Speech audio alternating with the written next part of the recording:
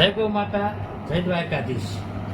તારીખ 9/9/2024 ને રોજ ભગત ગૌશાળામાં 125 મણ મકાઈ આજ ભગત ગૌશાળામાં આવી છે. તો માતાજી ભગવતી હાજા નિર્વા રાખે, તંદુરસ્તી આવે. એ પાંચમ નિમિત્તે આવી છે. લીલાબેન ગોપાળભાઈ કણકોટિયા અને એમના ચી પુત્રો છે ગોપાળભાઈ હરજીભાઈ કણકોટિયા, ગોવિંદભાઈ ગોપાળભાઈ કણકોટિયા, હરેશભાઈ ગોપાળભાઈ કણકોટિયા. ત્રણેય ભાઈ તરફથી માતૃશ્રીના પાશમમાં 125 મણ ભગત ગૌશાળામાં લીલો ઘાસચારો આપ્યો છે.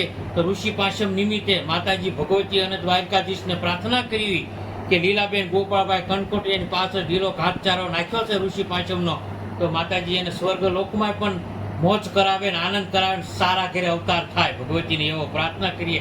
જ્યાં હોય ને સુખી રહે એવી ભગત ગૌશાળાના આશીર્વાદ છે. જય માતાજી.